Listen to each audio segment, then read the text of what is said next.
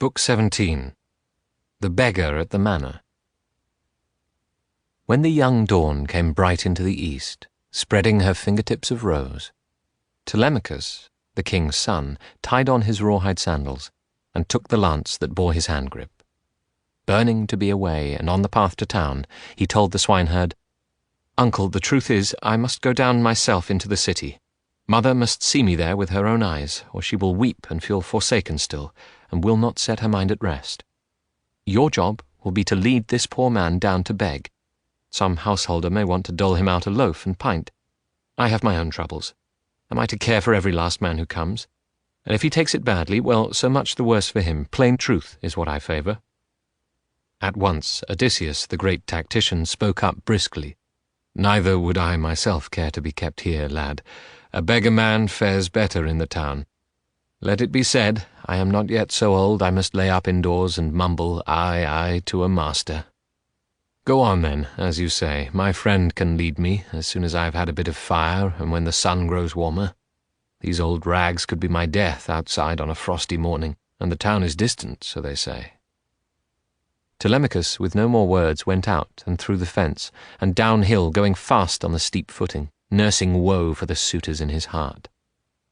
Before the manor hall he leaned his lance against a great porch pillar, and stepped in across the doorstone. Old Eurycleia saw him first, for that day she was covering handsome chairs nearby with clean fleeces. She ran to him at once, tears in her eyes, and other maidservants of the old soldier Odysseus gathered round to greet their prince, kissing his head and shoulders. Quickly then Penelope the wise, tall in her beauty as Artemis or pale gold Aphrodite, appeared from her high chamber and came down to throw her arms around her son. In tears she kissed his head, kissed both his shining eyes, then cried out, and her words flew. "Back with me, Telemachus, more sweet to me than sunlight. I thought I should not see you again ever. After you took the ship that night to Pylos, against my will, with not a word, you went for news of your dear father. Tell me now of everything you saw." But he made answer, "Mother, not now. You make me weep. My heart already aches. I came near death at sea. You must bathe, first of all, and change your dress, and take your maids to the highest room to pray. Pray and burn offerings to the gods of heaven, that Zeus may put his hand to our revenge. I am off now to bring home from the square a guest, a passenger I had. I sent him yesterday with all my crew to town. Piraeus was to care for him, I said, and keep him well with honour till I came." She caught back the swift words upon her tongue. Then softly she withdrew to bathe and dress her body in fresh linen, and make her offerings to the gods of heaven, praying Almighty Zeus to put his hand to their revenge.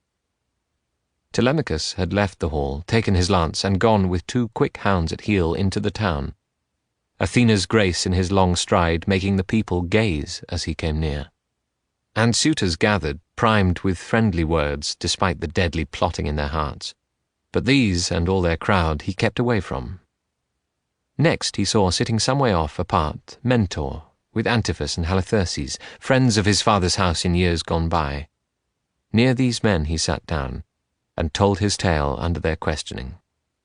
His crewman, young Piraeus, guided through town meanwhile into the square the Argive exile Theoclymenus. Telemachus lost no time in moving toward him, but first Piraeus had his say. "Telemachus, you must send maids to me at once, and let me turn over to you those gifts from Menelaus." The prince had pondered it and said, "Piraeus, none of us knows how this affair will end.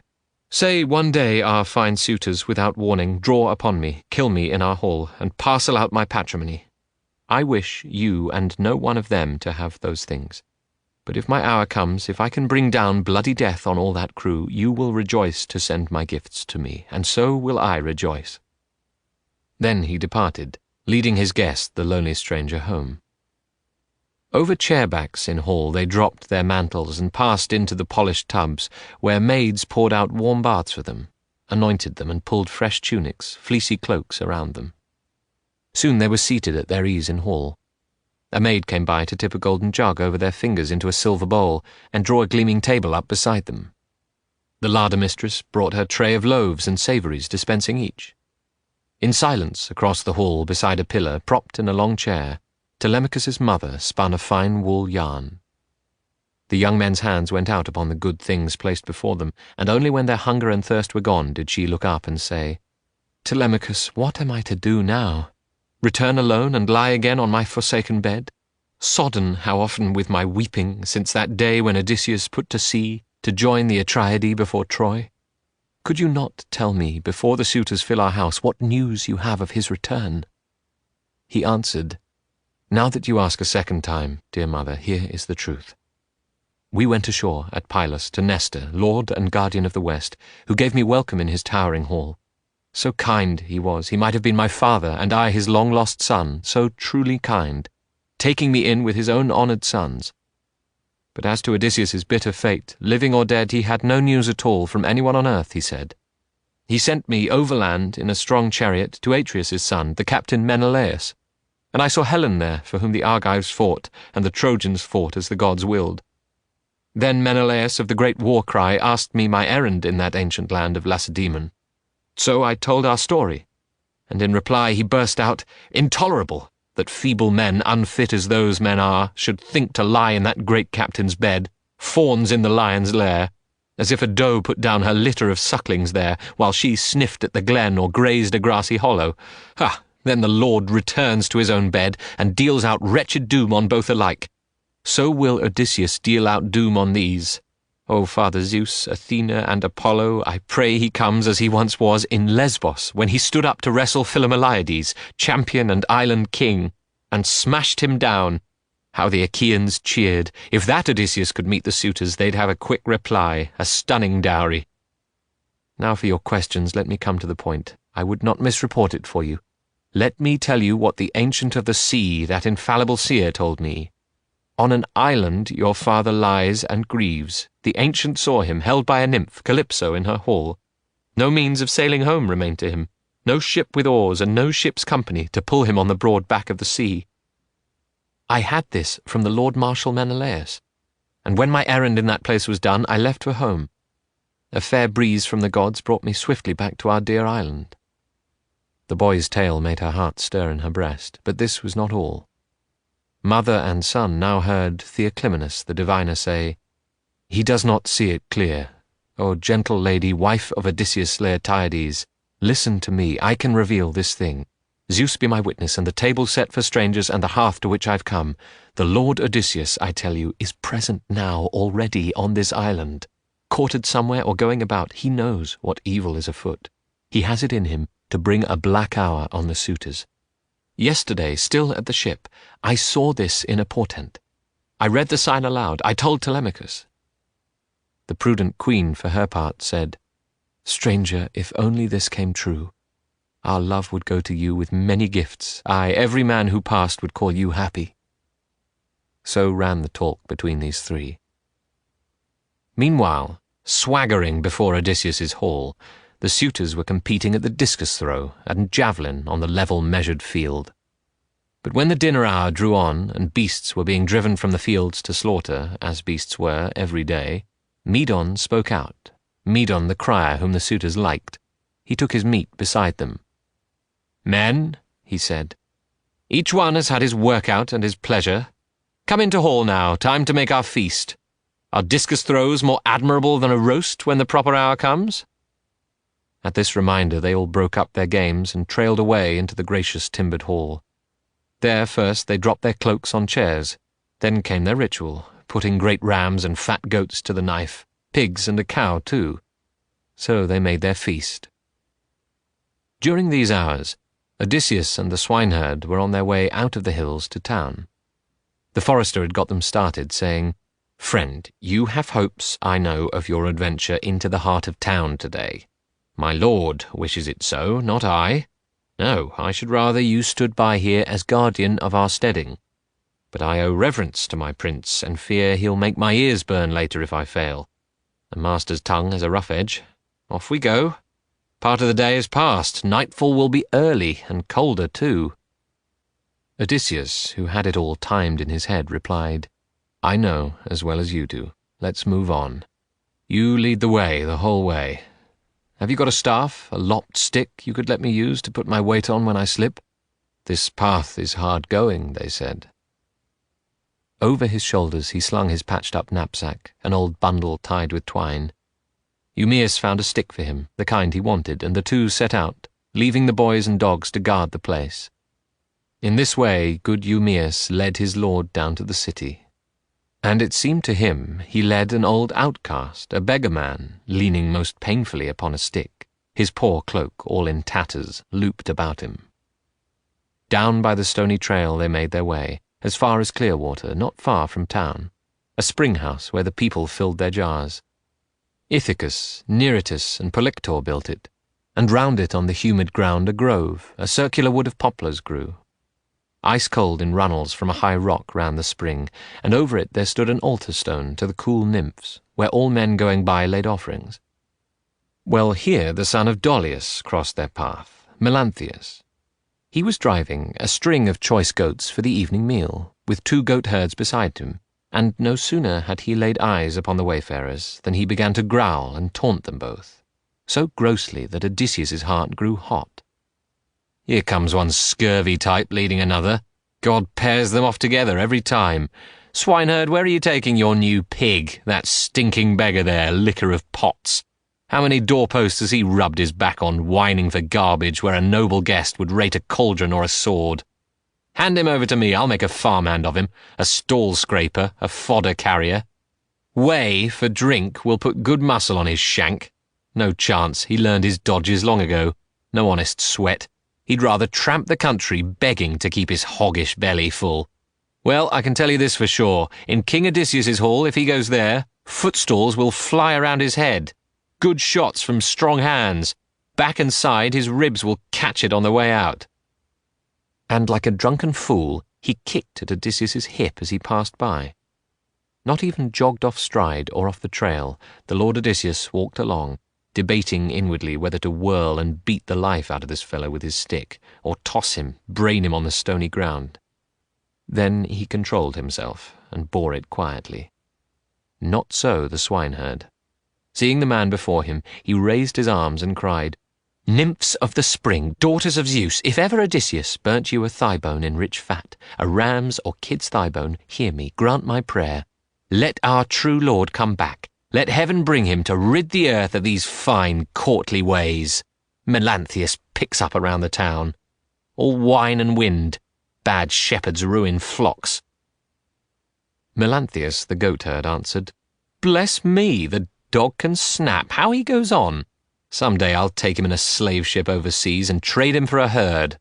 Old Silverbow Apollo, if he shot clean through Telemachus in hall today, what luck! Or let the suitors cut him down.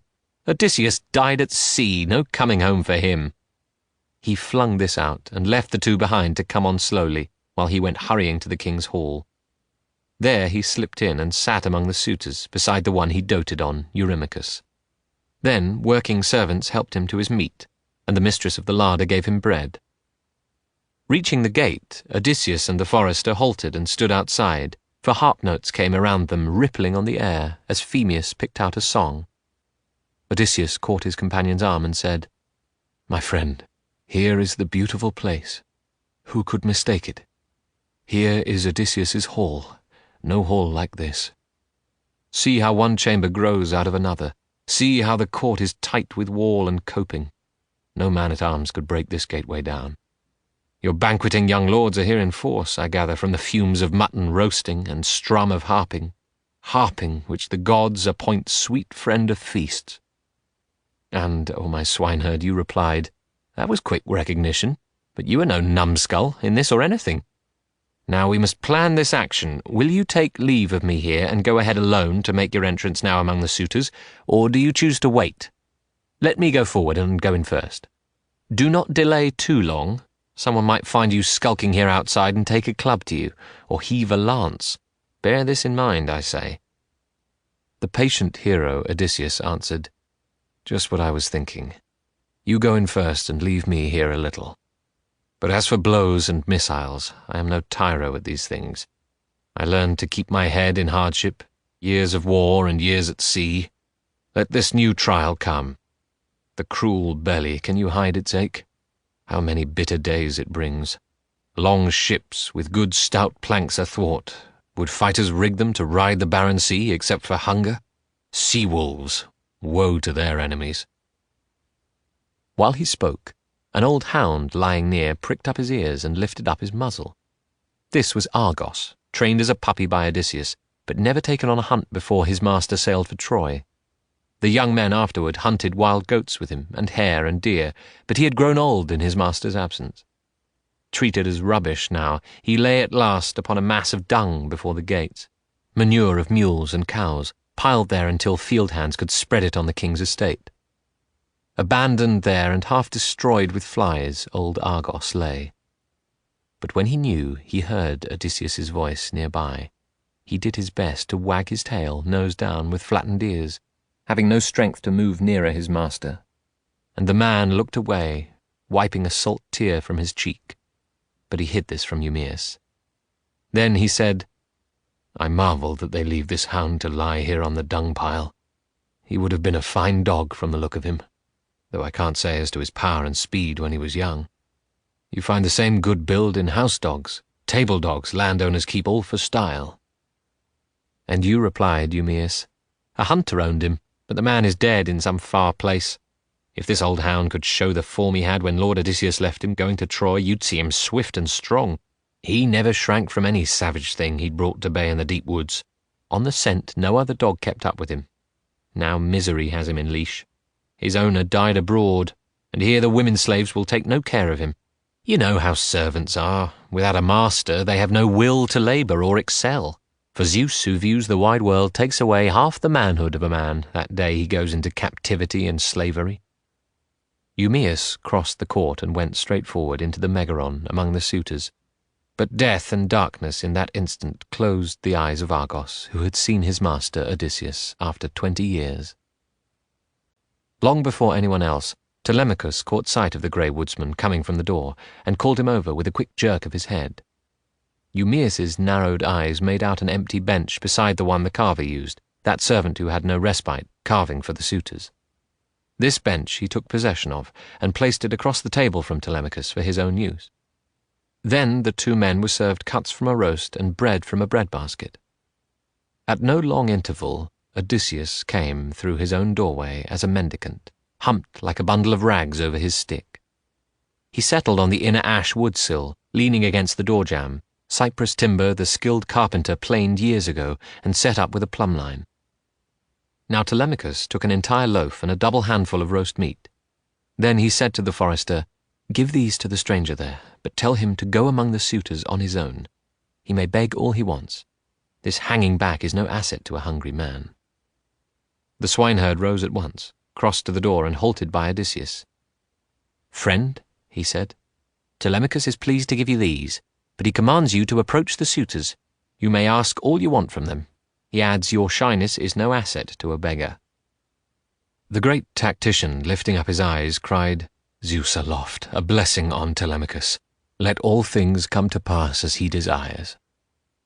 Palms held out in the beggar's gesture, he received the bread and meat and put it down before him on his knapsack, lowly table. Then he fell to devouring it. Meanwhile the harper in the great room sang a song. Not till the man was fed did the sweet harper end his singing, whereupon the company made the walls ring again with talk. Unseen, Athena took her place beside Odysseus, whispering in his ear, "Yes, try the suitors. You may collect a few more loaves and learn who are the decent lads and who are vicious, although not one can be excused from death." So he appealed to them, one after another, going from left to right with open palm, as though his lifetime had been spent in beggary. And they gave bread for pity, wondering, though, at the strange man. Who could this beggar be? Where did he come from? Each would ask his neighbour, till in their midst the goatherd Melanthius raised his voice.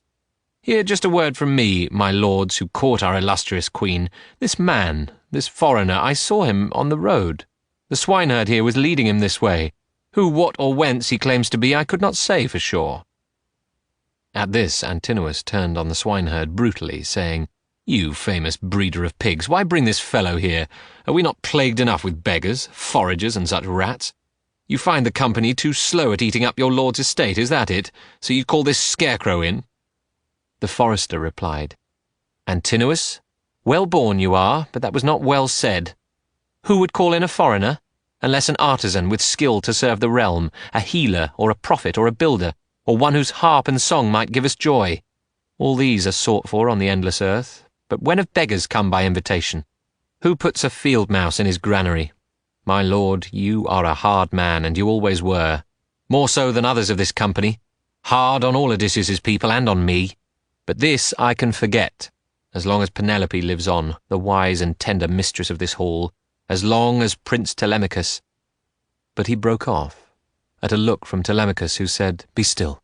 Spare me a long-drawn answer to this gentleman. With his unpleasantness he will forever make strife where he can, and goad the others on. He turned and spoke out clearly to Antinous. What fatherly concern you show me! Frighten this unknown fellow, would you, from my hall with words that promise blows? May God forbid it. Give him a loaf. Am I a niggard? No, I call on you to give and spare your qualms as to my mother's loss or anyone's. Not that in truth you have such care at heart. Your heart is all in feeding, not in giving. Antinous replied, What high and mighty talk, Telemachus, no holding you. If every suitor gave what I may give him, he could be kept for months, kept out of sight. He reached under the table for the footstool his shining feet had rested on, and this he held up so that all could see his gift. But all the rest gave alms, enough to fill the beggar's pack with bread and roast meat. So it looked as though Odysseus had had his taste of what these men were like, and could return scot-free to his own doorway. But halting now before Antinous, he made a little speech to him. Said he, Give a mite, friend. I would not say myself you are the worst man of the young Achaeans, the noblest, rather, kingly by your look. Therefore you'll give more bread than others do. Let me speak well of you as I pass on over the boundless earth.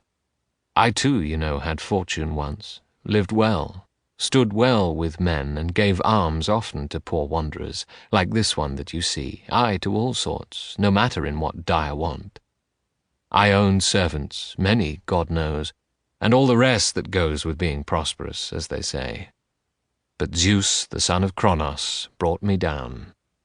No telling why he would have it.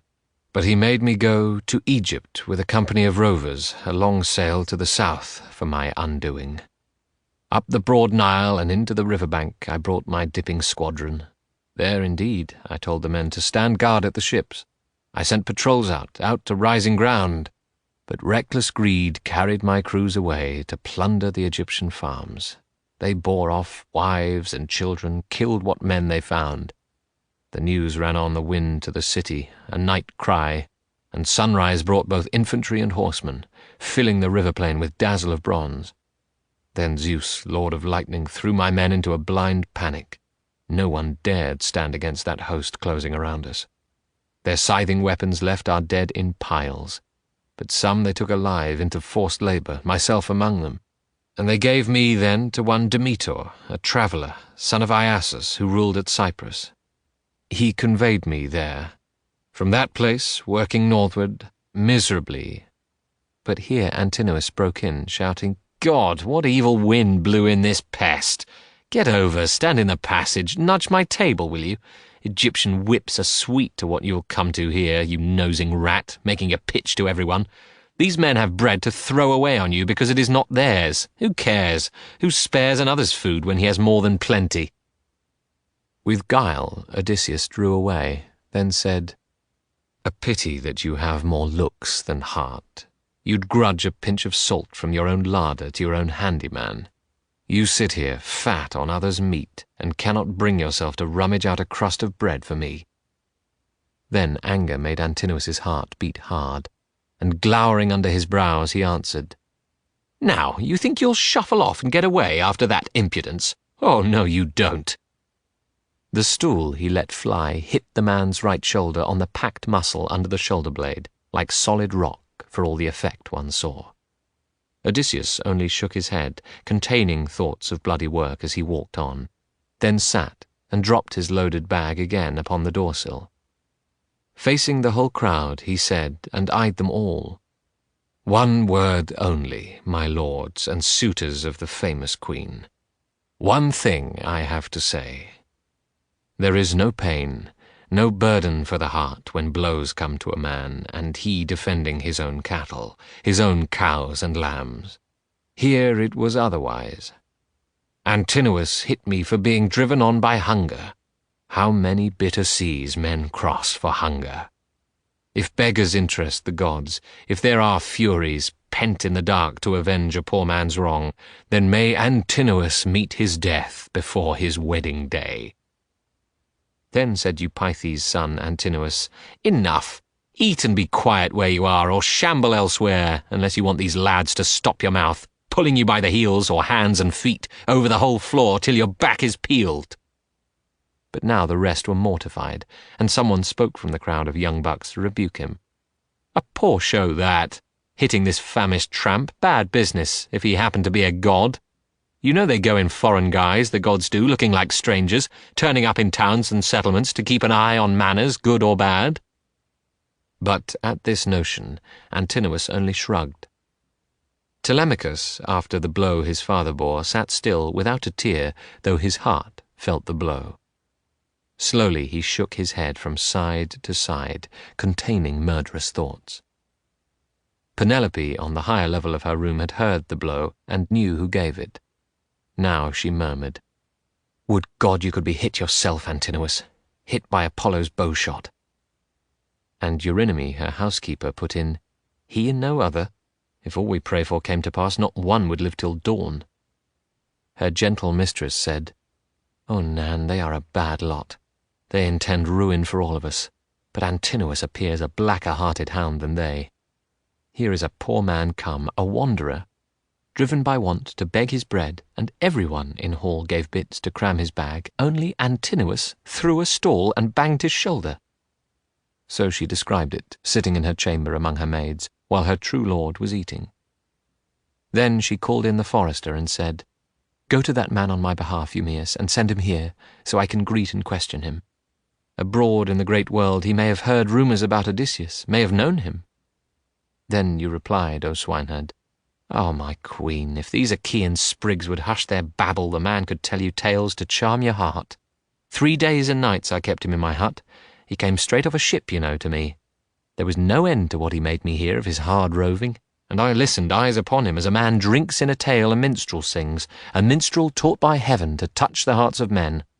At such a song the listener becomes rapt and still. Just so I found myself enchanted by this man. He claims an old tie with Odysseus too. In his home country, the Minoan land of Crete. From Crete he came, a rolling stone, washed by the gales of life this way and that to our own beach. If he can be believed, he has news of Odysseus near at hand, alive, in the rich country of Thesprotia, bringing a mass of treasure home. Then wise Penelope said again, Go, call him, let him come here, let him tell that tale again for my own ears. Our friends can drink their cups outside or stay in hall being so carefree, and why not? Their stores lie intact in their homes, both food and drink, with only servants left to take a little. But these men spend their days around our house, killing our beeves, our fat goats and our sheep, carousing, drinking up our good dark wine, sparing nothing, squandering everything. No champion like Odysseus takes our part. Ah, if he comes again, no falcon ever struck more suddenly than he will with his son to avenge this outrage. The great hall below, at this point, rang with a tremendous sneeze, Ka-choo! From Telemachus, like an acclamation, and laughter seized Penelope. Then quickly, lucidly, she went on. Go, call the stranger straight to me. Did you hear that, Eumaeus? My son's thundering sneeze at what I said. May death come of a sudden so, may death relieve us, clean as that, of all the suitors. Let me add one thing, do not overlook it. If I can see this man has told the truth, I promise him a warm new cloak and tunic. With all this in his head, the forester went down the hall and halted near the beggar, saying aloud, Good father, you are called by the wise mother of Telemachus, Penelope. The queen, despite her troubles, is moved by a desire to hear your tales about her lord, and if she finds them true, she'll see you clothed in what you need, a cloak and a fresh tunic. You may have your belly full each day you go about this realm begging, for all may give and all they wish. Now said Odysseus, the old soldier, Friend, I wish this instant I could tell my facts to the wise daughter of Icarius, Penelope, and I have much to tell about her husband. We went through much together. But just now this hard crowd worries me. They are, you said, infamous to the very rim of heaven for violent acts, and here just now this fellow gave me a bruise. What had I done to him? But who would lift a hand for me? Telemachus? Anyone else? No, bid the queen be patient. Let her remain till sundown in her room, and then, if she will seat me near the fire, inquire tonight about her lord's return. My rags are sorry cover, you know that. I showed my sad condition first to you. The woodsman heard him out, and then returned, but the queen met him on her threshold, crying, "Have you not brought him? Why, what is he thinking? Has he some fear of overstepping? Shy about these inner rooms? A hangdog beggar?" To this you answered, friend Eumaeus, "No, he reasons, as another might, and well, not to tempt any sword play from these drunkards. Be patient, wait, he says, till darkness falls. And, O my queen, for you too that is better. Better to be alone with him and question him and hear him out." Penelope replied, "He is no fool. He sees how it could be. Never were mortal men like these for bullying and brainless arrogance." Thus she accepted what had been proposed, so he went back into the crowd. He joined Telemachus and said at once in whispers, his head bent so that no one else might hear, "Dear prince, I must go home to keep good watch on hut and swine and look to my own affairs. Everything here is in your hands. Consider your own safety before the rest. Take care not to get hurt. Many are dangerous here. May Zeus destroy them first before we suffer." Telemachus said, "Your wish is mine, uncle. Go when your meal is finished. Then come back at dawn and bring good victims for a slaughter. Everything here is in my hands indeed, and in the disposition of the gods." Taking his seat on the smooth bench again, Eumaeus ate and drank his fill, then rose to climb the mountain trail back to his swine, leaving the Megaron and court behind him, crowded with banqueters. These had their joy of dance and song, as day waned into evening.